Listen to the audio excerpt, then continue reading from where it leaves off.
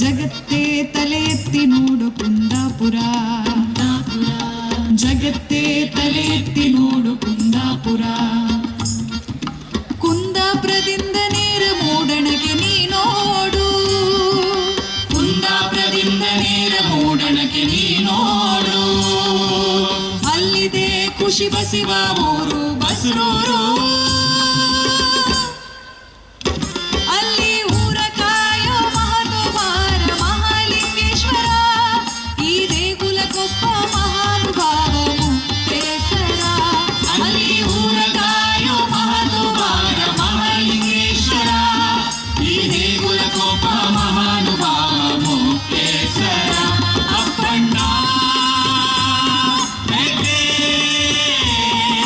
ಬಸರೂರ ಅಪ್ಪಣ್ಣ ಹೆಗ್ಡೆ, ಅಪ್ಪಣ್ಣ ಹೆಗ್ಡೆ, ಬಸರೂರ ಅಪ್ಪಣ್ಣ ಹೆಗ್ಡೆ. ಇಂದವರಿಗೆ 90 90 ಇಂದವರಿಗೆ 90 90 ಇಂದವರಿಗೆ 90 90 ಇಂದವರಿಗೆ 90 90.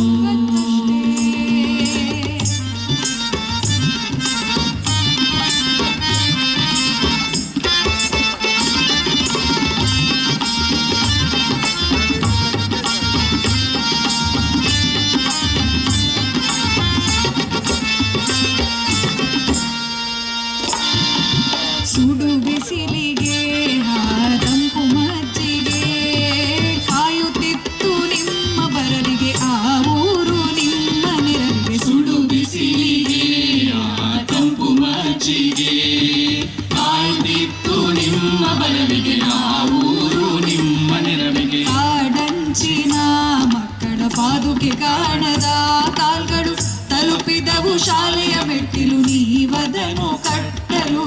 ಕಾಡಂಚಿನ ಮಕ್ಕಳ ಪಾದುಕೆ ಕಾಣದ ಕಾಲ್ಗಳು ತಲುಪಿದವು ಶಾಲೆಯ ಮೆಟ್ಟಿಲು, ನೀವದನ್ನು ಕಟ್ಟಲು.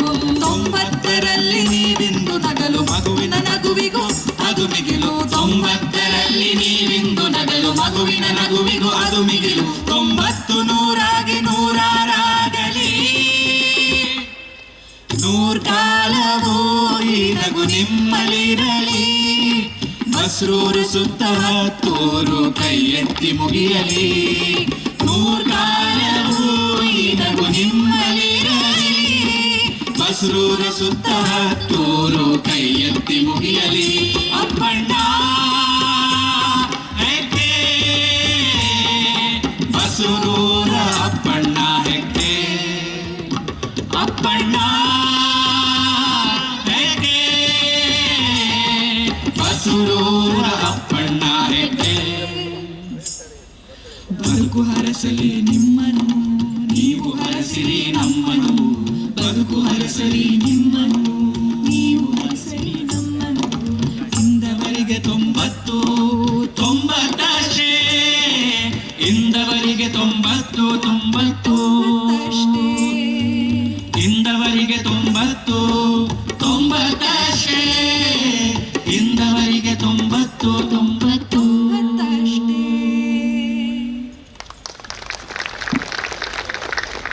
ಬಂಧುಗಳೇ, ಆಗಾಗಲೇ ಹೇಳಿದ ಹಾಗೆ ಮಂಗಳೂರಿನಿಂದ ಇಲ್ಲಿಗೆ ಬರುವಂತಹ ದಾರಿಯಲ್ಲಿ ಈ ಹಾಡಿಗೆ ನಾವು ವಯಸ್ಸನ್ನು ಮೀರಿ ಪ್ರೀತಿಯ ದಾರಿಯನ್ನು ತೋರುತ್ತಾ ಎದ್ದು ನಿಂತು ಈ ಮುಸ್ಸಂಜೆಯ ಹೊತ್ತಿನ ಭವ್ಯ ಕಾರ್ಯಕ್ರಮಕ್ಕೆ ವೇದಿಕೆ ಸಿದ್ಧತೆಯನ್ನು ಕೂಡ ಮಾಡಿಕೊಂಡಿದೆ. ಹಿರಿಯರ ಪ್ರೀತಿಗಳ ಬಂಧುತ್ವದ ಬಾಂಧವ್ಯದ ಎಲ್ಲ ಸೆಲೆಗಳು ಕೂಡ ಈ ಸಂಜೆ ಇಲ್ಲಿ ಒಟ್ಟಾಗುತ್ತಿದೆ.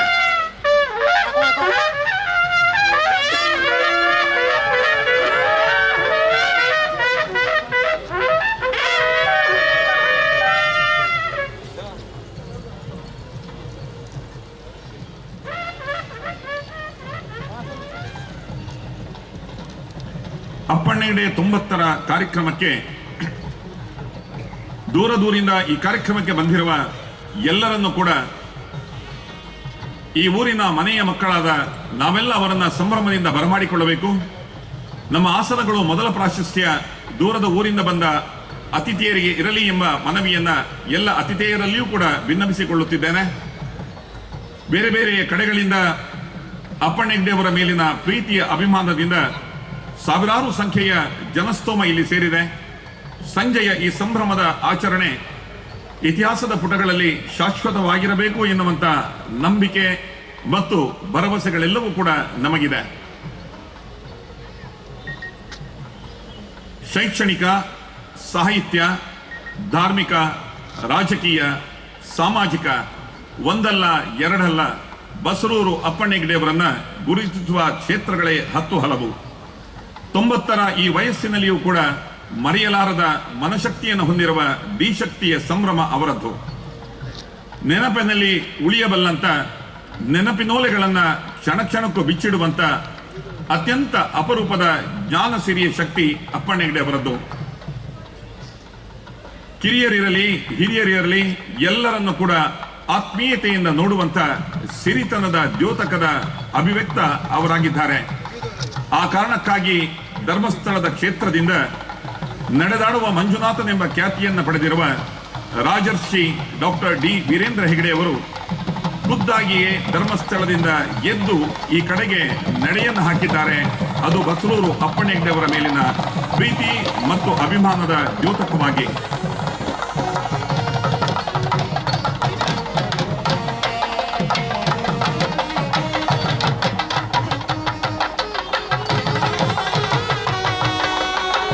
ಧರ್ಮಸ್ಥಳದ ಕ್ಷೇತ್ರದ ಪರಂಪರೆಯನ್ನ ತನ್ನ ಹೃದಯ ಸಿಂಹಾಸನದಲ್ಲಿಟ್ಟು ಪೂಜಿಸುವಂತ ಅಪ್ಪಣ್ಣ ಹೆಗ್ಡೆ ಅವರ ಮೇಲಿನ ಪ್ರೀತಿಯಿಂದ ಧರ್ಮಸ್ಥಳದ ಕ್ಷೇತ್ರದಿಂದಲೇ ಮಂಜುನಾಥನ ಆಶೀರ್ವಾದದ ರೂಪದಲ್ಲಿ ಪೂಜನೀಯ ರಾಜಶ್ರೀ ಡಾಕ್ಟರ್ ಡಿ ವೀರೇಂದ್ರ ಹೆಗ್ಡೆ ಅವರು ಈ ಪದಕ್ಕೆ ಹೊರಟಿದ್ದಾರೆ.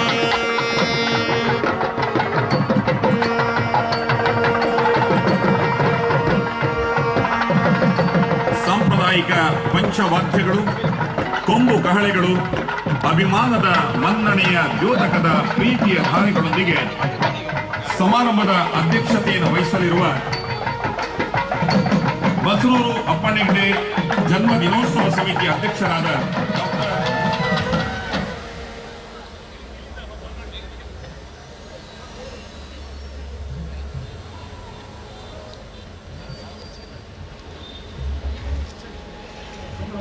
ಬಂದಿರುವ ನಿಮ್ಮೆಲ್ಲರಿಗೂ ಕೂಡ ಕಮಲಕಲಾ ಎಂಬ ದೇವಸ್ಥಿತಿಯನ್ನ ದೇವನ ಪಾದಗಳಿಗೆ ಅರ್ಪಿಸುತ್ತಾ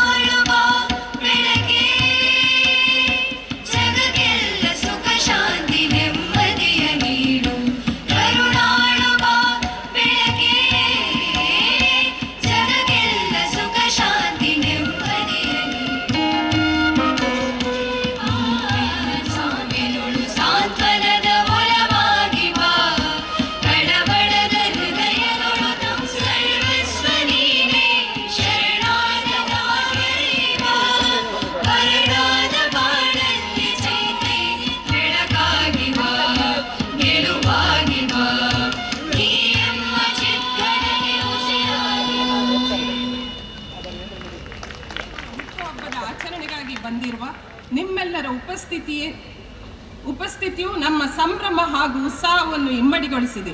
ನಮ್ಮ ತನ್ನವರು ಎನ್ನುವುದಕ್ಕಿಂತ ನಿಮ್ಮೆಲ್ಲರ ಪ್ರೀತಿಯ ಅಭಿಮಾನ. ಪ್ರತಿ ವರ್ಷದಂತೆ ಬಸರೂರು ಅಪ್ಪಣ್ಣ ಸಂಬಂಧ 3 ತಲೆಮಾರಿನ ಈ ಕ್ಷೇತ್ರದ ಧರ್ಮಾಧಿಕಾರಿಗಳಾದ ಹೆಗ್ಗಡೆಯವರೊಂದಿಗೆ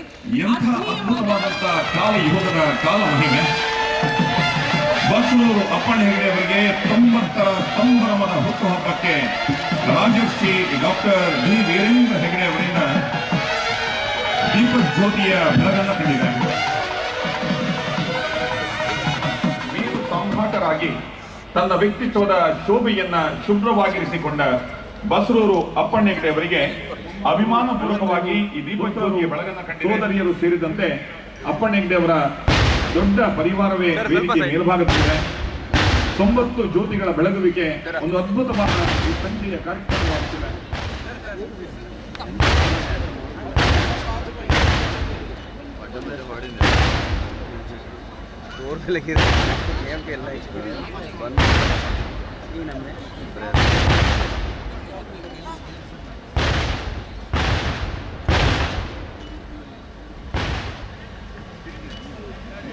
ಮೇಡಮ್ ಇಲ್ಲಿ ಇಲ್ಲಿ ಮೇಡಮ್ ಮೇಡಮ್ ಮೇಡಮ್ ಎನ್ಸುತ್ತೆ ಇಲ್ಲಿ ನೋಡಿ ಸರ್ ಇಲ್ಲ ಇಲ್ಲ sir sir sir sir sir sir ಇಲ್ಲ ಇಲ್ಲ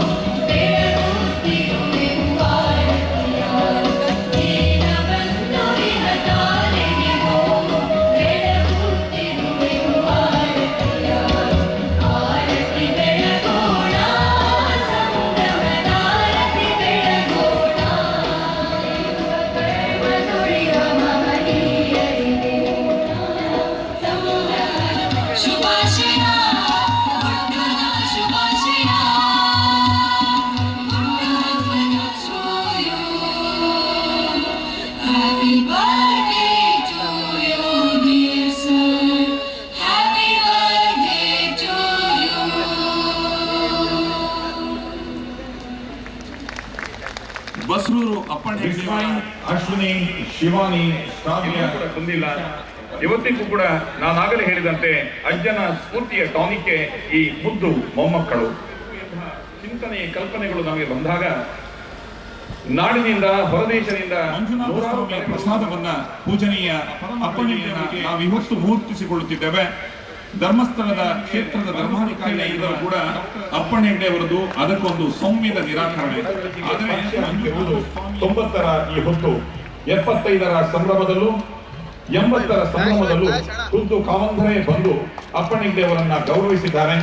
ಈ ಹೊತ್ತು ಕೂಡ ಮಂಜುನಾಥನ ಪ್ರಸಾದವನ್ನೇ ಅವರ ತಿಲಕಕ್ಕೆ ಹಣೆಗೆ ಅರ್ಪಿಸುತ್ತಿದ್ದಾರೆ. ತಿಲಕ ರೂಪವಾಗಿ ಅತ್ಯಂತ ಸಂಭ್ರಮದ ಮತ್ತು ಸಂತಸದ ದಿನಗಳಲ್ಲಿ ಮಂಜುನಾಥ ಸ್ವಾಮಿಯ ಬೆಳ್ಳಿಯ ನಾಣ್ಯವನ್ನು ಅವರಿಗೆ ದೇವರ ಸುರಕ್ಷೆಯಾಗಿ ನೀಡುವುದರೊಂದಿಗೆ ಅವರನ್ನ ಪೂಜನೀಯವಾಗಿ ಗೌರವಿಸಿಕೊಂಡಿದ್ದಾರೆ.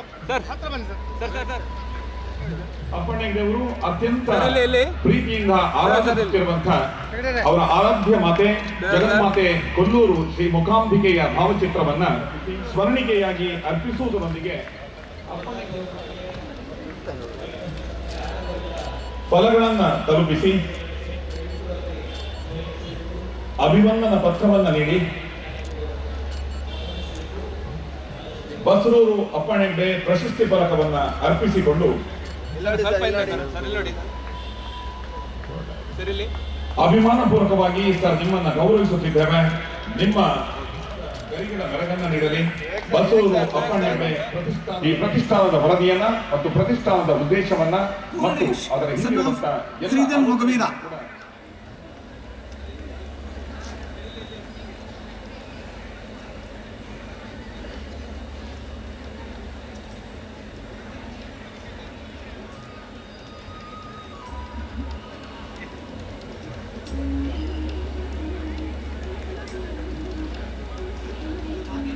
ಅವರಿಗೆ ನಾವೊಂದು ಸ್ಥಳವನ್ನು ಗುರುತುಪಡಿಸಿದ್ದೇವೆ, ಅಲ್ಲಿ ನೀಡ್ತಾ ಇದ್ದೇವೆ. ಈಗ ವೈದ್ಯಕೀಯ ನೆರವು ಪಡೆಯಲಿರುವ 3 ಜನ ಸಾಂಕೇತಿಕವಾಗಿ ಅಪ್ಪಣೆ ನೀಡಿದರು. ಮೋಹಿನಿ ಕಾರ್ವಿ ಬಸರೂರು,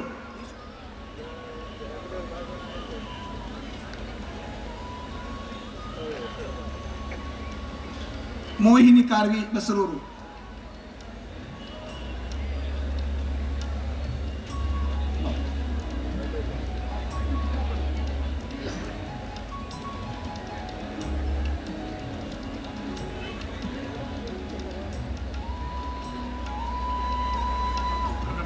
ಮತ್ತು ಮಾಧ್ಯಮದ ಬಂಧುಗಳನ್ನು ಕೂಡ ಇವತ್ತು ಪ್ರತಿಷ್ಠಾನದ ಪರವಾಗಿ ಮತ್ತು ಜನ್ಮದಿನೋತ್ಸವದ ಪರವಾಗಿ ನಿಮಗೆಲ್ಲ ಕೃತಜ್ಞತೆಯನ್ನು ಅರ್ಪಿಸುತ್ತಿದ್ದೇವೆ. ಪ್ರತಿಯೊಂದು ವಾರಪತ್ರಿಕೆ ಮತ್ತು ದೃಶ್ಯ ಮಾಲಿಕೆ ವೆಬ್ಸೈಟ್ ಎಲ್ಲರಿಗೂ ಕೂಡ ಅಪ್ಪಣ್ಣ ಹೆಗ್ಡೆ ಅವರ ಮೇಲಿನ ನಿಮ್ಮ ಪ್ರೀತಿಯ ಅಭಿಮಾನಕ್ಕೆ ನಾವೆಲ್ಲ ಚಿರಋಣ ಆಗಿದ್ದೇವೆ ಎಂಬ ಅಭಿಮಾನದೊಂದಿಗೆ ವಿಜಯ ಕರ್ನಾಟಕದ ವಿಶೇಷ ಪುರವಣೆ ಇವತ್ತು ಈ ವೇದಿಕೆಯ ಮೇಲ್ಭಾಗದಲ್ಲಿ ಅನಾವರಣವಾಗುತ್ತಿದೆ.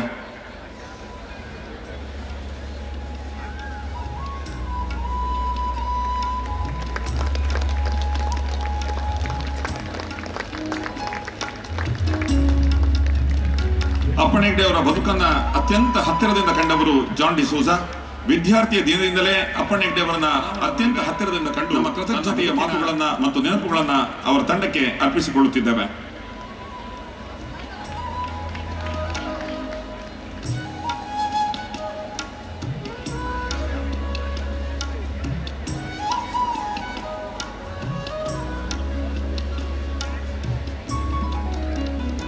ಸಂಶೋಧನೆ, ಲೇಖನ, ಮಾರ್ಗದರ್ಶನ, ಭಾಷಣ, ಮಾತು, ಅನುಭವ ಇದೆಲ್ಲವನ್ನು ಕೂಡ ಮೇಳೈಸಿದ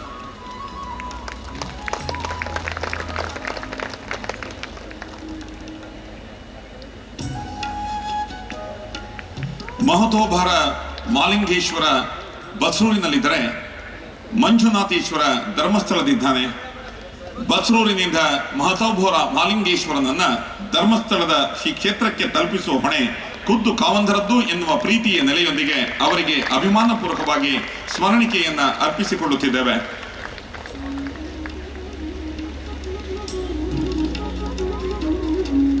ಕಾವಂಧರು ಈ ಭಾಗಕ್ಕೆ ಬರುತ್ತಾರೆ ಎಂದಾಗ ಎಲ್ಲರ ಕಿವಿಗಳು ಕೂಡ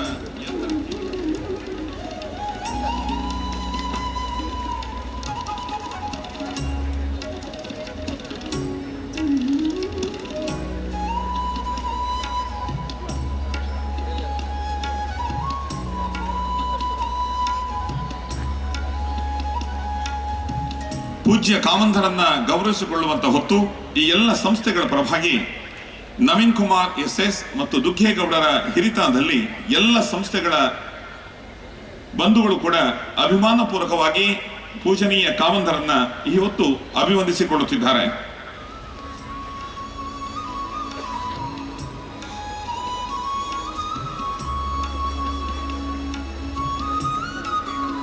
ಸಾಮಾಜಿಕ ಜೀವನದ ಉತ್ತುಂಗದ ರಾಜಕೀಯ ಕ್ಷೇತ್ರದಲ್ಲಿ ಗಟ್ಟಿಯಾಗುವಂತಹ ಸಂದರ್ಭದಲ್ಲಿ ಅಪ್ಪಣ್ಣ ಹೆಗ್ಡೆ ಅವರು ಒಂದು ಮಾತನ್ನ ಹೇಳ್ತಾರೆ.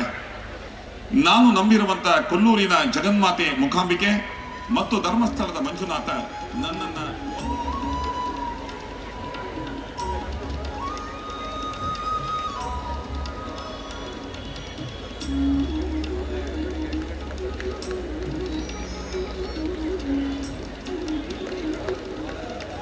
ಮಹಾಭಾರತದ ಯುದ್ಧದ ಗೆಲುವು ಪಾರ್ಥನದ್ದಾದರೆ ಪಾರ್ಥನನ್ನ ಮುನ್ನಡೆಸಿದಂತ ರಥದ ಸಾರಥಿಯನ್ನ ಮುನ್ನಡೆಸಿದವರು ಯಾರು ಎಂದರೆ ಪುರಾಣದ ಪುಟಗಳು ನಮಗೆ ನೆನಪಿಸುತ್ತದೆ, ಅದು ಭಗವಾನ್ ಶ್ರೀಕೃಷ್ಣ ಎನ್ನುವುದನ್ನ.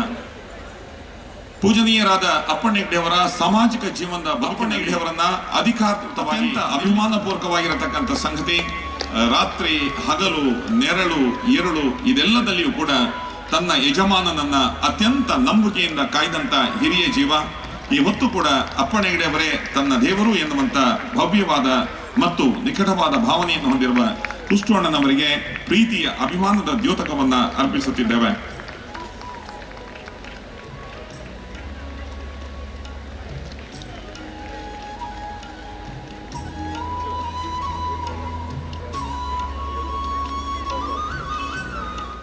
ಬಸರೂರು ಅಪ್ಪಣ್ಣ ಹೆಗ್ಡೆ ಅವರ 90ರ ಈ ಜನ್ಮದಿನದ ಕಾರ್ಯಕ್ರಮ ಒಂದು ಪುಣ್ಯ ವಿಶೇಷ.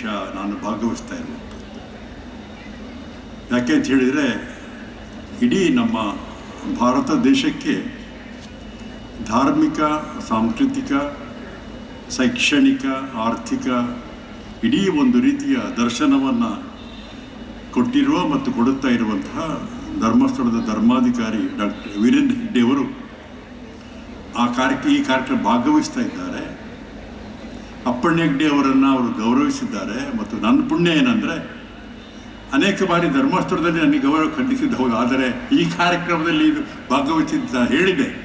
ಧರ್ಮಸ್ಥಳದಲ್ಲಿ ಅನೇಕ ಬಾರಿ ನನಗೆ ಗೌರವ ಕೊಟ್ಟಿದ್ದಾರೆ, ಆದರೆ ಇದು ಇಷ್ಟು ಸಹಸ್ರ ಮಂದಿಯ ಮುಂದೆ ಬಹಳ ವಿನೀತನಾಗಿ ಈ ಅಪ್ಪಣ್ಣ ಹೆಗ್ಡೆ 90ರ ಶಿಕ್ಷಣ ಪ್ರಶಸ್ತಿಯನ್ನು ನಾನು ಸ್ವೀಕಾರ ಮಾಡಿದ್ದೇನೆ.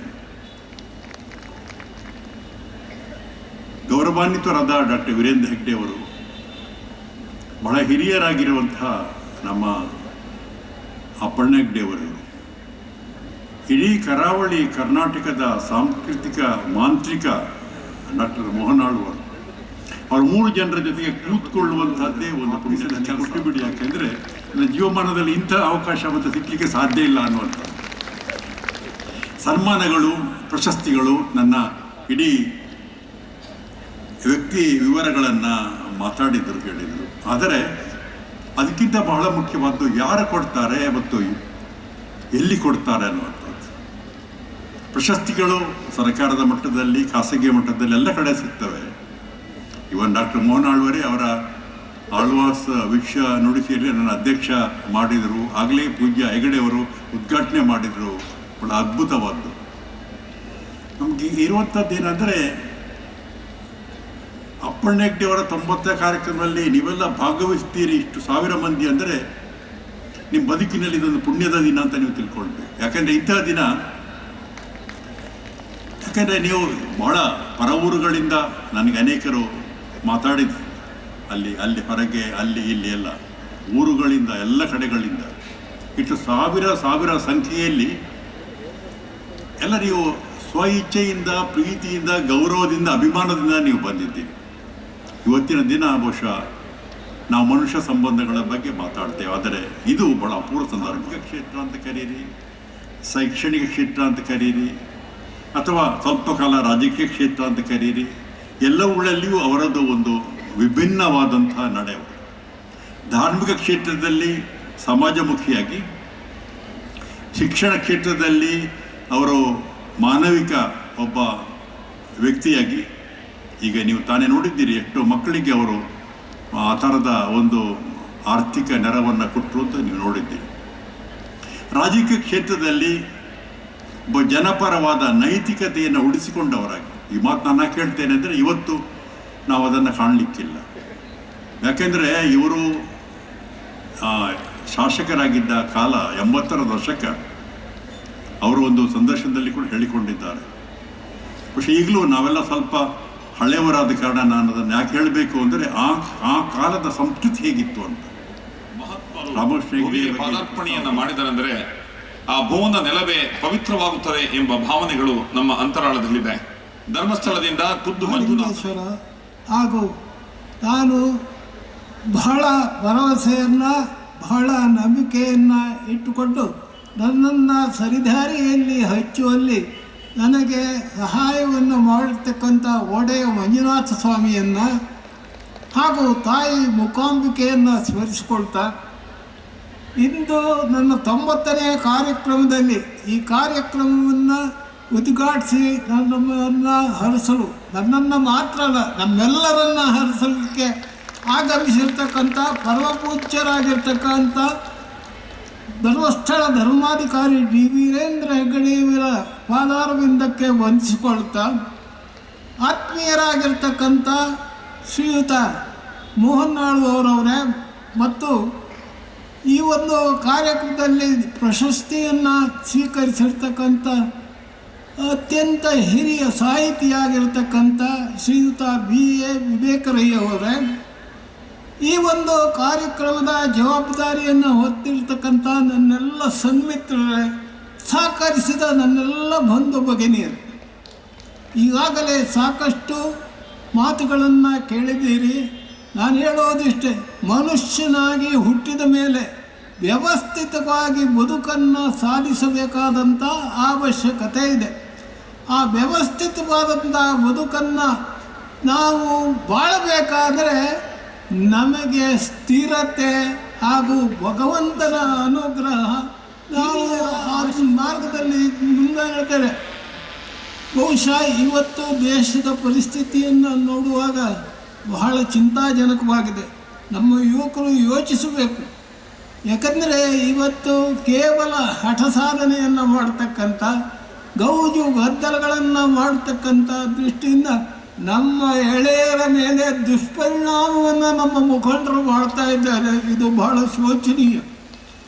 ಇದನ್ನು ತಡೆಗಟ್ಟಬೇಕಾದರೆ, ನಾವು ನೆಮ್ಮದಿಯಿಂದ ಬಾಳಬೇಕಾದರೆ ಭಗವಂತನನ್ನು ಹಾಗೂ ಗುರು ಹಿರಿಯರನ್ನು ಗೌರವಿಸಿ ಅವರ ಒಂದು ವಿಶೇಷವಾದಂಥ ಮಾರ್ಗದರ್ಶನದಲ್ಲಿ ಮುನ್ನಡೆದರೆ ಮಾತ್ರ ಈ ದೇಶದಲ್ಲಿ ನಾವು ನೆಮ್ಮದಿಯಿಂದ ಬದುಕುವುದಕ್ಕೆ ಸಾಧ್ಯ.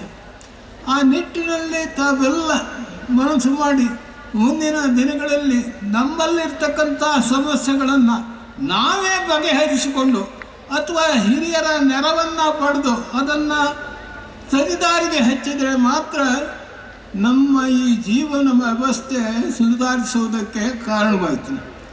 ಈ ಒಂದು ಸಂದರ್ಭದಲ್ಲಿ ನಮ್ಮಿಂದ ಆದಂಥ ಅರ್ಥಾತ್ ನನ್ನಿಂದ ಅಥವಾ ನನ್ನ ಕುಟುಂಬದವರಿಂದ ಆಗತಕ್ಕಂಥ ಸಹಕಾರವನ್ನು ನಾನು ಯಾವಾಗಲೂ ನೀಡ್ತಾ ಬಂದವನು, ಇನ್ನು ಮುಂದೂ ನೀಡಲಿಕ್ಕೆ ಬದ್ಧನಾಗಿದ್ದೇನೆ. ಆದ್ದರಿಂದ ನನ್ನ ಒಂದು ಜೀವನದಲ್ಲಿ ನಾನು ರಾಜಕೀಯವಾಗಿ ಬೆಳೆದಿದ್ದೇನೆ, ಹಾಗೆ ನಾನು ಧಾರ್ಮಿಕ ಕ್ಷೇತ್ರದಲ್ಲಿ ಸೇವೆಯನ್ನು ಸಲ್ಲಿಸ್ತಾ ಇದ್ದೇನೆ. ಈ ಥರ ಯಾವುದೇ ಕ್ಷೇತ್ರಗಳಲ್ಲಿ ಒಳ್ಳೆಯ ಕೆಲಸಗಳನ್ನು ಮಾಡುವುದರಲ್ಲಿ ನನ್ನ ಒಂದು ಹೊಣೆಗಾರಿಕೆಯನ್ನು ಭಾಗವಹಿಸುವಿಕೆಯನ್ನು ನಾನು ಇಲ್ಲಿಯವರ ಸಹಕಾರದಿಂದ ಇದ್ದರೆ ಈ ಒಂದು ಸ್ಥಿತಿಯನ್ನು ಬದಲಾಯಿಸಲಿಕ್ಕೆ ಸಾಧ್ಯವಾಗುತ್ತದೆ.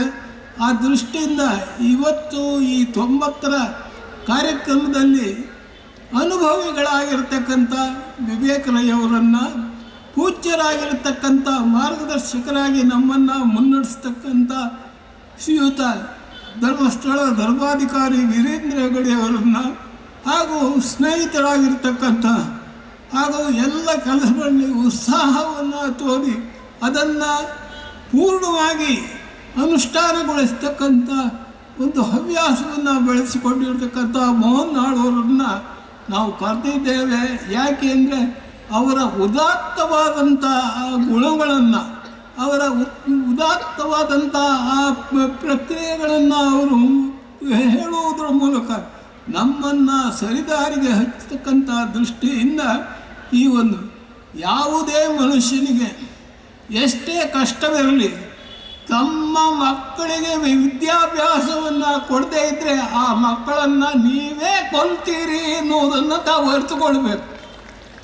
ಆ ಮಕ್ಕಳ ಭವಿಷ್ಯವನ್ನು ರೂಪಿಸುವಲ್ಲಿ, ಆ ಮಕ್ಕಳ ಒಂದು ಶಕ್ತಿಯನ್ನು, ಅವರಲ್ಲಿರ್ತಕ್ಕಂಥ ವಿದ್ವತ್ತನ್ನು ಪ್ರಕಟಪಡಿಸ್ತಕ್ಕಂಥ ಅವಕಾಶಕ್ಕೆ ನಾವು ಹೆಚ್ಚಿನ ಒಂದು ಮಹತ್ವವನ್ನು ಕೊಡದೇ ಇದ್ದರೆ ಈ ದೇಶ ಅರಾಜಕತೆಯಿಂದ ಬೆಳೀತಕ್ಕಂಥ ಶಿಕ್ಷಣವನ್ನು ಕೊಡಿಸುವುದು.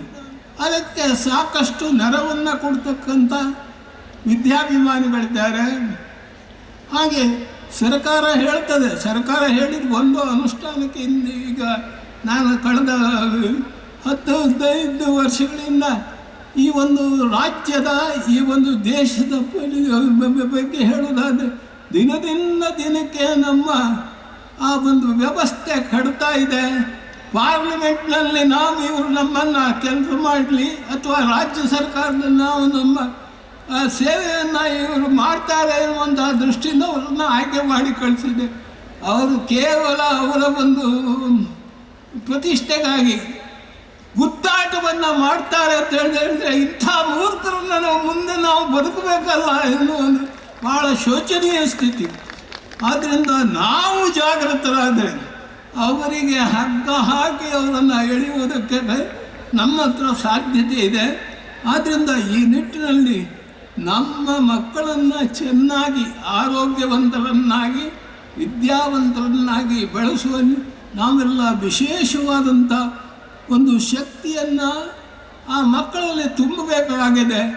ಹಣಕಾಸಿನ ಕೊರತೆ ಬಂದಾಗ ಅನೇಕ ದತ್ತಿ ಸಂಸ್ಥೆಗಳು ಅಥವಾ ಅನೇಕ ನಮ್ಮ ಧಾರ್ಮಿಕ ಸಂಸ್ಥೆಗಳು, ಅನೇಕ ಮಂದಿ ನಮ್ಮ ಶ್ರೀಮಂತ ವರ್ಗದಲ್ಲಿರ್ತಕ್ಕವರು ಆ ದತ್ತಿ ನಿಧಿಗಳ ಮೂಲಕ ಮಕ್ಕಳ ವಿದ್ಯಾಭ್ಯಾಸಕ್ಕೆ ಹೆಚ್ಚಿನ ಪ್ರೋತ್ಸಾಹವನ್ನು ಕೊಡುವುದರಿಂದ ಅದನ್ನು ಪಡೆಯುವುದಕ್ಕೆ ಪೂರಕವಾದಂಥ ತರಬೇತಿಯನ್ನು ನಮ್ಮ ಮಕ್ಕಳಿಗೆ ಕೊಟ್ಟು ಆ ಮಕ್ಕಳನ್ನು ತಪ್ಪದೇ ಶಾಲೆಗೆ ಕಳುಹಿಸುವುದರ ಮೂಲಕ ಈ ದೇಶವನ್ನು ಭದ್ರವಾಗಿ ಕಟ್ಟುವಲ್ಲಿ ತಮ್ಮ ಹೊಣೆಗಾರಿಕೆ ಇದೆ ಎನ್ನುವುದನ್ನು ಈ ಸಂದರ್ಭದಲ್ಲಿ ನಾನು ತಮಗೆ ಅರಿವು ಮಾಡಿಕೊಡ್ತೇನೆ. ಮತ್ತು ನಾವು ಧರ್ಮದ ನೆಲೆಯಲ್ಲಿ ಈ ದೇಶವನ್ನು ಕಟ್ಟಿದ್ದೇವೆ. ಆ ಧರ್ಮ ನಮ್ಮನ್ನು ಕಾಪಾಡಿದೆ. ನಾವು ಇವತ್ತು ಆ ದೇವರೇನು, ಧರ್ಮ ಏನು, ಅವರೇನು ಹೇಳ್ತಾರೆ, ಅವರ ಲಾಭಕ್ಕೆ ಹೇಳ್ತಾರೆ ಎನ್ನುವಂಥ ಆ ಕೀಳು ಭಾವನೆಯನ್ನು ಕಾಣದೆ ಆ ಧರ್ಮವೇ ನಮ್ಮನ್ನು ರಕ್ಷಿಸಿರುವುದು. ಆ ಧರ್ಮ ಉಳಿಸಿಕೊಳ್ಳದಿದ್ದರೆ ನಮ್ಮ ಮುಂದಿನ ಪೀಳಿಗೆಗೆ ನಾವು ಮಾಡ್ತಕ್ಕಂಥ ದುರನ್ಯಾಯ, ಆ ಅನ್ಯಾಯವನ್ನು ಕೊನೆಗಾಣಿಸಲು ನಾವೆಲ್ಲರ ಸತತ ಪ್ರಯತ್ನವನ್ನು ಮಾಡಿ ಈ ದೇಶದಲ್ಲಿ ಶಾಂತಿ, ನೆಮ್ಮದಿ ಹಾಗೂ ಸಂಪತ್ತು ಉಳಿಯುವಂತೆ ಮಾಡುವಲ್ಲಿ ತಮ್ಮೆಲ್ಲರ ಹೊಣೆಗಾರಿಕೆ. ಆ ಭಾಗದಲ್ಲಿ ನನ್ನ ಕಿಂಚಿತ್ ಸೇವೆಯನ್ನು ನಾನು ಈ ಸಮಾಜಕ್ಕೆ ಅರ್ಪಿಸಿದ್ದೇನೆ. ಈ ಹುಟ್ಟುಹಬ್ಬ ಮಾಡಿ ನನಗೇನು ಒಂದು ಮೆರೆಯಬೇಕು ಅಥವಾ ನನಗೇನು ಲಾಭವೂ ಇಲ್ಲ. ಆದರೆ ನನ್ನ ಜನ ಬುದ್ಧಿವಂತರಾಗುವುದರೊಂದಿಗೆ ಯೋಗ್ಯತೆ ಉಳ್ಳವರಾಗಿ ದೈವ ಭಕ್ತರಾಗುವುದರೊಳಗೆ ಯಾವತ್ತೂ ದೈವವೇ, ದೇವರೇ ನಮ್ಮನ್ನು ಕಾಪಾಡುವುದು. ಆದ್ದರಿಂದ ಆ ದೇವರ ಅನುಗ್ರಹವನ್ನು ಪಡೆಯುವಂಥ ನಿಟ್ಟಿನಲ್ಲಿ ನಾವು ಸನ್ಮಾರ್ಗದಲ್ಲಿ ನಡೆಯುವುದರ ಮೂಲಕ ಈ ಸಮಾಜವನ್ನು ಭದ್ರವಾಗಿ ಕಟ್ಟತಕ್ಕಂಥ ಕೆಲಸವನ್ನು ಮಾಡುವಲ್ಲಿ ತಮ್ಮೆಲ್ಲರ ಸಹಕಾರವನ್ನು ಯಾಚಿಸ್ತಾ, ತಮಗೇನಾದರೂ ಸಮಸ್ಯೆ ಆ ವಿಷಯದಲ್ಲಿ ಬಂದಾಗ ನನ್ನಿಂದಾದಂಥ ಸೇವೆಯನ್ನು ತಮಗೆ ಸಲ್ಲಿಸುವುದರ ಮೂಲಕ ಈ ಸಮಾಜ ಸುಸ್ಥಿರವಾಗಿ ಬೆಳೆಯಲಿ, ಸುಸ್ಥಿರವಾಗಿ ನಾವು ಬದುಕೋಣ. ನಮ್ಮ ಹಿರಿಯರ ಹಾಗೂ ಧಾರ್ಮಿಕ ಮುಖಂಡರ ಹಾಗೂ ಇನ್ನಿತರ ಪರಿಣಿತರ ಒಂದು ಸಹಕಾರ ನಮಗೆ ಯಾವಾಗಲೂ ಸಿಗ್ತದೆ. ಅದನ್ನು ಪಡ್ಕೊಂಡು ನಾವು ಯಶಸ್ವಿಗಳಾಗೋಣ ಎನ್ನುವಂಥ ಮಾತುಗಳನ್ನು ಹೇಳ್ತಾ ನನ್ನ ಈ 90ನೇ ಹುಟ್ಟುಹಬ್ಬದ ಸಂಭ್ರಮದಲ್ಲಿ ಭಾಗವಹಿಸಿದ ಹಾಗೂ ನನಗಾಗಿ ಸೇವೆಯನ್ನು ಸಲ್ಲಿಸಿ ತಮ್ಮ ಕೆಲಸ ಕಾರ್ಯಗಳನ್ನು ಬಿಟ್ಟು ನಮ್ಮೊಂದಿಗೆ ಜೊತೆಗೂಡಿ ಪ್ರೋತ್ಸಾಹಿಸಿದ ತಮಗೆಲ್ಲರಿಗೂ ವಂದಿಸಿ, ಪರಮ ಪೂಜ್ಯರಾಗಿದ್ದ ಹೆಗ್ಗಡೆಯವರ ಹಾಗೂ ನಮ್ಮ ಎಲ್ಲ ದೇವರುಗಳ ಆಶೀರ್ವಾದವನ್ನು ನಮ್ಮೆಲ್ಲರ ಒಂದು ಶಾಂತಿ ನೆಮ್ಮದಿಗೆ ಕರುಣಿಸುವಂತೆ, ನಮ್ಮೆಲ್ಲರಿಗೂ ಶಾಂತಿ ನೆಮ್ಮದಿ ಕರುಣುವಂತೆ ಭಗವಂತನನ್ನು ಹಾಗೂ ಒಡೆಯ ಮಂಜುನಾಥನನ್ನು ಪ್ರಾರ್ಥಿಸಿಕೊಂಡು ತಮಗೆಲ್ಲರಿಗೂ ಶುಭವನ್ನು ಹಾರೈಸಿ ಕೇಂದ್ರ ಬಿಂದುವಾಗಿರುವಂಥ ಶ್ರೀ ಅಪ್ಪಣ್ಣ ಹೆಗ್ಡೆಯವರೇ, ಬೇಕರೆಯವರೇ ಮತ್ತು ಡಾಕ್ಟರ್ ಮೋಹನ್ ಅವರೇ ಮತ್ತು ಇಲ್ಲಿ ಆಗಮಿಸಿರುವಂಥ ಎಲ್ಲ ಸರ್ವಸ್ಥರು ಗಮನಿಸಿದ್ದೀರಿ. ಎಷ್ಟು ಅಧಿಕಾರಯುತವಾಗಿ ಮತ್ತು ಯಾವ ಸ್ತರದಲ್ಲಿ ಅವರು ಮಾತಾಡಿದ್ದಾರೆ ಅಂತ ನಿಮಗೆ ಗೊತ್ತಾಗಿದೆ. ಈ ರೀತಿ ನನ್ನಿಂದ ಆಗ್ತಾ ಇಲ್ಲ, ನಾನು ಅವ್ರಿಗಿಂತ ಭಾಳ ಸಣ್ಣವ. ಈಗ ಇಲ್ಲಿಗೆ ಯಾಕೆ ಬಂದೆ ನಾನು ವೇದಿಕೆಗೆ ಮಾತಾಡಲಿಕ್ಕೆ ಅಂತಂದು ಅವ್ರು ಹೇಳಿದರು ಕೂತ್ಕೊಂಡು ಮಾತಾಡಿ. 90 ವರ್ಷದ ಅವರೇ ಇಲ್ಲಿ ಬಂದು ಮಾತಾಡುವ, ನಾನು ಅಲ್ಲಿ ಕೂತು ಮಾತಾಡಿ ನನಗೆ ಸ್ವಲ್ಪ ನಾಚಿಕೆ ಆಗ್ತದೆ ಅಂತೇಳಿ ನನಗೆ ಬಂದಿದ್ದೆ. ಮತ್ತು ನಾನು ಅಷ್ಟು ಮುದುಕ ಆಗಲಿಲ್ಲ ಅಂತೇಳಿ ನಿಮಗೂ ತೋರಿಸಬೇಕು ಅಂತೇಳಿ ನನಗೆ ಆಸೆ ಇತ್ತು. ಅವರಷ್ಟು ವಯಸ್ಸಾಗದಿದ್ದರೂ ಕೂಡ ನಾನು ಇನ್ನೂ ಅವರಷ್ಟು ವಯಸ್ಸಾಗಲಿಲ್ಲ ಅದನ್ನು ತೋರಿಸಬೇಕಲ್ಲ, ಅದಕ್ಕಾಗಿ ನಾನು ಇಲ್ಲಿ ಬಂದೇನೆ. ಈಗ ನಿಜವಾಗಿ ಧರ್ಮಸ್ಥಳದಲ್ಲಿ ದಿವಸ ನಾನು ದೇವರ ದರ್ಶನ ಮಾಡುವಾಗ ಅಣ್ಣಪ್ಪ ಸ್ವಾಮಿಯಲ್ಲಿ ಬರುವಾಗ ಅಲ್ಲಿ ಅಣ್ಣಪ್ಪ ಅಂತ ಇಂಗ್ಲೀಷ್ನಲ್ಲಿ ಬರೆದಿದ್ದೇವೆ ನಾವು. ಅದನ್ನು ರಿವರ್ಸ್ ಮಾಡಿ APPANNA ಅಣ್ಣಪ್ಪ, ಅಪ್ಪಣ್ಣ ಹೆಗ್ಡೆ ಅವರನ್ನು ರಿವರ್ಸ್ ಮಾಡಿ ಅಣ್ಣಪ್ಪ ಆಗುತ್ತೆ. ಸೊ ಅಣ್ಣಪ್ಪನ ಮಹಾಭಕ್ತರು ಯಾರು ಅಂತಂದರೆ ನಮ್ಮ ಶ್ರೀ ಅಪ್ಪಣ್ಣ ಹೆಗ್ಡೆಯವರು. ಅವರನ್ನು ನಾನು ಯಾವಾಗಲೂ ಹೇಳೋದಾರೆ ಧರ್ಮಸ್ಥಳ ಮನಸ್ಸಲ್ಲಿ ಎನಿಸೋದು, ಎಂಥ ವಿಚಿತ್ರ ಇದು, ಹೀಗೆ ಹೋದರೆ ಅಣ್ಣಪ್ಪ ಆಗುತ್ತೆ, ಹಿಂದೆ ರಿವರ್ಸ್ ಹೋದರೆ ಅಪ್ಪಣ್ಣ ಆಗುತ್ತೆ ಅಂತೇಳಿ. ಹಾಗೆ ಅವರು ಯಾವಾಗಲೂ ಕೂಡ ದೇವರ ದರ್ಶನ ಮಾಡುವವರ ಸ್ಮರಣೆ ಆಗ್ತದೆ. ಮತ್ತು ಅವರು ಯಾವತ್ತೂ ಕೂಡ ತಮ್ಮ ಜೀವನದಲ್ಲಿ ಧರ್ಮಸ್ಥಳವನ್ನು ಪ್ರಧಾನವನ್ನು ನಾವೆಲ್ಲ ಕಂಡಿದ್ದೇವೆ. ನಿಜವಾಗಿ ಒಬ್ಬ ಹಿರಿಯರಲ್ಲಿ 100 ವರ್ಷ ದಾಟಿದವರು ಕೇಳಿದರು, ನಿಮ್ಮ ಆಯುಷಿನ ಗುಟ್ಟು ಏನು ಅಂತ. ಅದಕ್ಕೆ ಅವರು ಹೇಳಿದರು, ನಾನು ಯಾವುದನ್ನು ಹಚ್ಚಿಕೊಳ್ಳೋದಿಲ್ಲ, ತಲೆಗೆ ಹಚ್ಚಿಕೊಳ್ಳೋದಿಲ್ಲ. ಅಂತಂದರೆ ಶತ್ರುವಾಗಲಿ ಮಿತ್ರನಾಗಲಿ ಯಾರು ಏನೇ ಹೇಳಲಿ, ಪ್ರಶಂಸೆ ಬರಲಿ ಅದು ನಿಂದನೆ ಬರಲಿ, ಎರಡನ್ನೂ ಕೂಡ ನಾನು ಸ್ವೀಕರಿಸೋದಿಲ್ಲ. ಹಾಗಾಗಿ ಅವರು ಹಿಂದೆ ಹೋಗುತ್ತೆ ಅಂತ. ಪ್ರಶಂಸೆಯನ್ನು ಹಿಂದೆ ಕಳಿಸೋದೇ ಹಾಗೆ. ಈಗ ನಮಗೆ ಯಾರಾದರೂ ಹೊಗಳಿದರೆ ನಾವು ಸುಮ್ಮನಿದ್ದರೆ ಪ್ರಶಂಸೆ ಹೇಳಿದವರಿಗೆ ಹೋಗುತ್ತೆ. ನಿಂದನೆ ಮಾತನ್ನು ಕೂಡ ಯಾರಾದರೂ ಹೇಳಿದರೆ ಯಾರಿಗೆ ಹೋಗುತ್ತೆ, ಅದು ಹೇಳಿದರೆ ನಾವು ಸ್ವೀಕರಿಸದೇ ಇದ್ದರೆ ಅದು ಹಿಂದೆ ಅವರಿಗೂ ಹೋಗುತ್ತೆ. ಹೀಗೆ ಅಪ್ಪಣ್ಣ ಹೆಗ್ಡೆಯವರು ಯಾವತ್ತೂ ಕೂಡ ನಿಂದನೆಯನ್ನು ಮತ್ತು ಪ್ರಶಂಸೆಯನ್ನು ಸಮಾನವಾಗಿ ಸ್ವೀಕರಿಸೋರು. ಪ್ರಶಂಸೆಯಿಂದ ಅವರು ಉಬ್ಬಿ ಹೋಗುತ್ತದೆ ನಾನು ಕಾಣಲಿಲ್ಲ, ನಿಂದನೆಯಿಂದ ಅವರು ಕುಗ್ಗಿದ್ದನ್ನು ನಾನು ಕಾಣಲಿಲ್ಲ. ಈಗ ಎರಡೂ ಸಮತೋಲನವಾಗಿ ಹೋಗಿದ್ದರಿಂದ ಅವರ ಆಯುಷು ಇವತ್ತು ಭಾಳ ವೃದ್ಧಿಯಾಗಿದೆ. ಆಯುಷ್ ವೃದ್ಧಿ ಆಗಲಿಕ್ಕೆ ಒಂದೇ ಕಾರಣ ಅಂತ ಹೇಳಿದರೆ ಅದು ಸಮತೋಲನವನ್ನು ಮನಸ್ಸಲ್ಲಿ ಇಟ್ಟುಕೊಳ್ಳೋದು. ಹಾಗಾಗಿ ಇವತ್ತು ಆರೋಗ್ಯ ದೃಷ್ಟಿಯಲ್ಲಿ ಆರೋಗ್ಯದಲ್ಲಿ ಕೆಲವು ವ್ಯತ್ಯಾಸಗಳಾಗುತ್ತೆ. 100 ವರ್ಷ ಬಾಳಿ ಅಂತ ಹೇಳೋದು ಬಹಳ ಸುಲಭ, ಅದೇ 100 ವರ್ಷ ಆಗುವಾಗ ಹೇಗೆ ಇರ್ತಾರೆ, ಹೇಗೆ ನಮ್ಮ ಕೈಕಾಲು ಗಟ್ಟಿರ್ತದೆ ಮತ್ತು ಹೇಗೆ ನಾವು ಇರ್ತೇವೆ ಅನ್ನೋದು ನಮಗೆ ಮಾತ್ರ ಗೊತ್ತಾಗುತ್ತೆ ಅದು. ಆದರೆ ಇವತ್ತು ಭಾಳ ಮುಖ್ಯವಾಗಿ ಎಲ್ಲರೂ ತಿಳ್ಕೊಳ್ಬೇಕಾದ್ದು ಏನಂತಂದರೆ, ಮಾನವನ ಇದು ವ್ಯಕ್ತಿತ್ವದಲ್ಲಿ ತಾಳ್ಮೆ, ಸಹನೆ ಮತ್ತು ಪರೋಪಕಾರ ಮಾಡುವಂಥ ಪ್ರವೃತ್ತಿ ಇದ್ದರೆ ಆರೋಗ್ಯಕ್ಕೆ ಅದರಷ್ಟು ದೊಡ್ಡ ಕೊಡುಗೆ ಇನ್ನೋದಿಲ್ಲ. ಅವರು ಯಾವತ್ತೂ ಕೂಡ ಪರೋಪಕಾರವನ್ನೇ ಚಿಂತನೆ ಮಾಡಿ, ಇನ್ನೊಬ್ಬರ ಒಳಿತನ್ನೇ ಚಿಂತನೆ ಮಾಡುವರು. ಪಂಚಾಯತಿಗೆ ಅಂತಂದರೆ ಸಾಮಾನ್ಯ ಅಲ್ಲ, ಅದು ಬಸವರ ಅಪ್ಪಣ್ಣ ಹೆಗಡೆಯವರ ಪಂಚಾಯತಿಗೆ ಭಾಳ ಪ್ರಖ್ಯಾತವಾದದ್ದು. ಯಾಕೆಂದರೆ ಎರಡು ಪಕ್ಷದವರನ್ನು ಸಮತೋಲನವಾಗಿ ಕಾಣಬೇಕು. ಯಾರೋ ಪಕ್ಷಪಾತ ಮಾಡಿದರೆ ಇನ್ನೊಮ್ಮೆ ಅವರ ಹತ್ರ ಹೋಗುವುದಿಲ್ಲ, ಅವರಿಗೆ ನಿಂದನೆ ಮಾಡ್ತಾರೆ. ಅದರ ಸಮತೋಲನವಾಗಿ ಕಂಡು ಅವರ ಸಮಸ್ಯೆಗಳನ್ನು ಸರಿಯಾಗಿ ಅರ್ಥ ಮಾಡಿಕೊಂಡು ಅವರಿಗೆ ಪರಿಹಾರ ಹೇಳುವಂಥದ್ದು ಅವರು ಬಹಳ ಕೂಡ ನಿಪುಣರಾದ. ಈ ಸಮತೋಲನ ಪ್ರಜ್ಞೆ ಇಟ್ಟುಕೊಳ್ಳುವಂಥದ್ದು ಬಹಳ ಕಷ್ಟ. ಅವರು ಸಮತೋಲನ ಪ್ರಜ್ಞೆಯನ್ನು ಇಟ್ಟುಕೊಂಡಿದ್ದಾರೆ. ಯಾವತ್ತೂ ಕೂಡ ಒಬ್ಬರನ್ನು ಹೆಚ್ಚು ಒಬ್ಬರು ಕಮ್ಮಿ ಅಂತ ಕಂಡವರಲ್ಲ. ಈ ದೃಷ್ಟಿಯಲ್ಲಿ ಇವತ್ತು ಅಪ್ಪಣ್ಣ ಹೆಗಡೆಯವರ ಬಹಳ ವಿಶೇಷತೆ ಅನ್ನೋದು, ನೀವು ಜನ ಬಂದಿರಬೇಕಾದ್ರೆ ಅದು ಅಜಾತ ಶತ್ರು ಆಗಿರಬೇಕು. ಅವರು ಇಲ್ಲಿ ಎಮ್ ಎಮ್ ಹೆಗ್ಡೆಯವರು ಎಮ್ ಹೆಗ್ಡೆಯವರು ಅಂತ ಅವರಿದ್ದು, ಎಮ್ ಹೆಗ್ಡೆಯವರಲ್ಲ ಅವರು ಇದ್ದರು. ಅವರು ಕೊನೆಗೆ ಬರೋ ಒಂದು ಕೈ ಅವರ ಎದೆಯಲ್ಲಿ ಇರ್ತಿದೆ ಈಗ ಒತ್ತಿ ಅಂತ.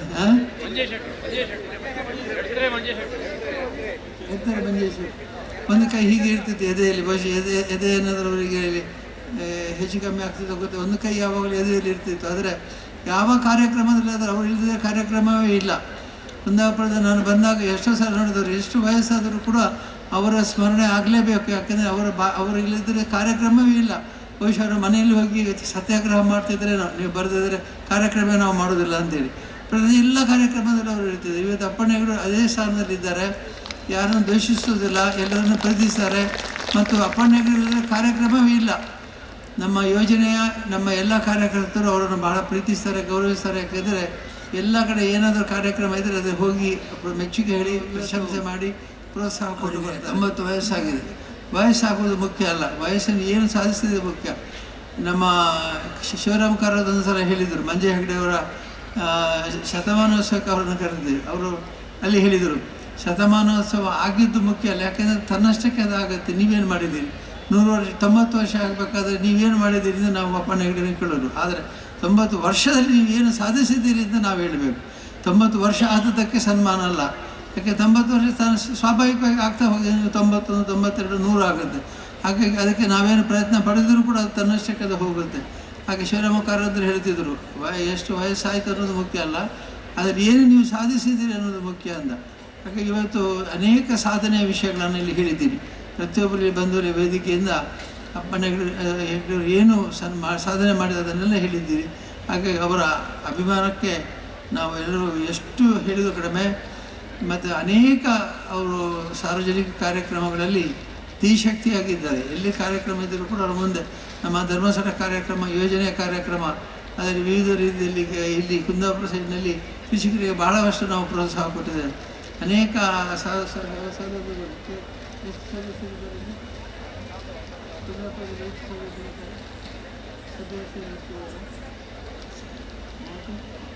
35,000 ಮಂದಿ ಇಲ್ಲಿ ಸದಸ್ಯರಿದ್ದಾರೆ ಅಂತ ಹೇಳ್ತಾರೆ ನಮ್ಮ ಯೋಜನಾಧಿಕಾರಿ. ಈ ಎಲ್ಲ ಕಾರ್ಯಕ್ರಮಗಳಲ್ಲಿ ಕೂಡ ಅವರು ಭಾಗವಹಿಸ್ತಾರೆ, ಪ್ರೋತ್ಸಾಹ ಕೊಡ್ತಾರೆ. ಮತ್ತು ನಾನು ಈಗ ಯಾವ ರೀತಿಯಲ್ಲಿ ಅವರು ಎತ್ತರದ ಸ್ವರದಲ್ಲಿ ಮಾತಾಡಿದ, ಅಧಿಕಾರಯುತವಾದ ಸ್ವರದಲ್ಲಿ ಅಧಿಕೃತವಾಗಿ ಮಾತಾಡುವಂಥ ತಾಕತ್ತಿರುವಂಥವ್ರಿಗೆ ಮಾತ್ರ ಇದು. ಅವರು ಮಾತಾಡಿದ ಸ್ವರದಲ್ಲಿ ಆತ್ಮವಿಶ್ವಾಸದ ಪ್ರತೀಕ ಇದೆ. ಈಗ ಅವರು ಮಾತಾಡುವಾಗ ಯಾವ ಶ್ರುತಿ ಹಿಡಿದು ಮಾತಾಡಿದ್ದಾರೆ, ಆ ಶ್ರುತಿ ಬರಬೇಕಾದ್ರೆ ಬಹಳ ಕಷ್ಟ. ಅದು ಬರಬೇಕಾದ್ರೆ ಆತ್ಮವಿಶ್ವಾಸ ಇರಬೇಕು. ಆತ್ಮವಂಚನೆ ಮಾಡೋದು, ಪ್ರಶಂಸೆಗೆ ತಕ್ಕಂಥ ಮಾತಿರಬಾರ್ದು. ಈಗ ಅವರು ಸ್ವಾಭಾವಿಕವಾಗಿ ಮಾತಾಡಿದ್ದೆ, ಅವರ ಶುಭ ಹಾರೈಕೆ ಮಾಡಿದ್ರೆ ಅವರು ದೀರ್ಘಾಯುಷ್ಯ ಕೊಡಲಿದ್ದೇವರು. ಮತ್ತು ಅವರ 100ನೇ ಶತಮಾನೋತ್ಸವ ಕಾರ್ಯಕ್ರಮದಲ್ಲಿ ನಾವೆಲ್ಲರೂ ಭಾಗವಹಿಸುವಂತಾಗಲಿ ಅಂತ ನಾನು ಪ್ರಾರ್ಥಿಸಿ ಎಲ್ಲರಿಗೂ ಶುಭಾಶಯ ಕೊಡ್ತೇನೆ. ಮತ್ತು ಇಲ್ಲಿ ಕಾರ್ಯಕ್ರಮದಲ್ಲಿ ವಿವೇಕರಿಗೆ ಸನ್ಮಾನ ಮಾಡಿದ್ದಾರೆ. ಭಾಳ ನಾನು ಅವರ ಮಾತುಗಳನ್ನು ಕೇಳಲು ಭಾಳ ಉತ್ಸುಕರಾಗಿರ್ತಾರೆ. ಪ್ರತಿ ಬಾರಿ ಎಲ್ಲಿ ಅವರು ಏನು ಮಾತಾಡಿದರೂ ಕೂಡ ಭಾಳ ವಿಶೇಷವಾದಂಥ ಸತ್ವ ಇರ್ತದೆ. ಹಾಗಾಗಿ ಅವರ ಮಾತುಗಳನ್ನು ಕೇಳಲಿಕ್ಕೆ ನಾನು ಭಾಳ ಮೋಹನ್ ಆಳ್ವರು ನಿಮಗೆಲ್ಲ ಗೊತ್ತಿದ್ದ ಹಾಗೆ ಎಲ್ಲ ಕಾರ್ಯಕ್ರಮಗಳಲ್ಲಿ ಮುಂಚೂಣಿಯಲ್ಲಿದ್ದವರು ಮತ್ತು ಕಾರ್ಯಕ್ರಮದ ರೂಪುರೇಷೆಗಳನ್ನು ಭಾಳ ಸೂಕ್ಷ್ಮವಾಗಿ ಗಮನಿಸಿ ಇವತ್ತಿನ ಕಾರ್ಯಕ್ರಮದಲ್ಲಿ ಅವರು ಭಾಳ ಮಾರ್ಗದರ್ಶನ ಕೊಟ್ಟಿರಬೇಕು. ಇಷ್ಟು ಶಿಸ್ತು ವ್ಯವಸ್ಥೆ ಇರಬೇಕಾದ್ರೆ ಮೋಹನ್ ಆಳ್ವರ ಕೈವಾಡದಲ್ಲಿ ಇದ್ದೇ ಇದೆ. ಹಾಗಾಗಿ ಅವರನ್ನು ಕೂಡ ನಾನು ಅಭಿನಂದಿಸಿ, ನೀವೆಲ್ಲ ಎಷ್ಟು ಅಭಿಮಾನದಿಂದ ಸೇರಿ ಅವರನ್ನು ಗೌರವಿಸಿದ್ದೀರಿ. ಈ ಒಂದು ರೀತಿಯಲ್ಲಿ ನೀವು ಕೂಡ ನಿಮ್ಮ ಸ್ವಾಗತ ಮಾಡಿಕೊಂಡಿದ್ದೀರಿ. ಇನ್ನೊಬ್ಬರನ್ನು ಪ್ರಶಂಸೆ ಮಾಡುವಾಗ ನಮಗೆ ಕೂಡ ಅದರದ್ದು ಪ್ರತಿಫಲ ಸಿಗುತ್ತೆ, ಪ್ರತಿಬಿಂಬ ನಾವು ಆಗ್ತೇವೆ. ಹಾಗೆ ನೀವೆಲ್ಲ ಇನ್ನೂ ಒಳ್ಳೆಯ ವಿಷಯಗಳನ್ನು ಕೇಳಿ, ಒಳ್ಳೆಯ ವಿಷಯಗಳನ್ನು ಮಾತನಾಡಿ, ಒಳ್ಳೆಯ ಹಾರೈಕೆಯನ್ನು ನೀವು ಮಾಡಿದರೆ ನಿಮಗೆ ಆರೋಗ್ಯಕ್ಕೆ ಒಳ್ಳೆಯದು, ನಿಮ್ಮ ಆಯುಷ್ಯ ವೃದ್ಧಿ ಆಗುತ್ತೆ, ನಿಮಗೆ ಎಲ್ಲ ರೀತಿಯಲ್ಲಿ ಶ್ರೇಯಸ್ಸು ಬರುತ್ತೆ ಅಂತ ಹೇಳ್ತಾ, ಎಲ್ಲ ರೀತಿಯಿಂದ ನಿಮಗೆ ಒಳ್ಳೆಯದಾಗಲಿ, ಸ್ವಾಮಿ ಅನುಗ್ರಹ ಇರಲಿ, ಶ್ರೀ ಅಣ್ಣಪ್ಪ ಸ್ವಾಮಿ ಅನುಗ್ರಹ ಇರಲಿ, ಇಲ್ಲಿ ನಂಬಿದ ಭಕ್ತರಿಗೆಲ್ಲ ಸ್ವಾಮಿ ಆಶೀರ್ವಾದದಿಂದ ಪ್ರಾರ್ಥಿಸುತ್ತಾ ಮತ್ತೊಮ್ಮೆ ಅಪ್ಪಣ್ಣ ಹೆಗಡೆಯವರಿಗೆ ಅಭಿನಂದನೆಗಳನ್ನು ಸಲ್ಲಿಸುತ್ತಾ ಒಂದು ಮಾತು.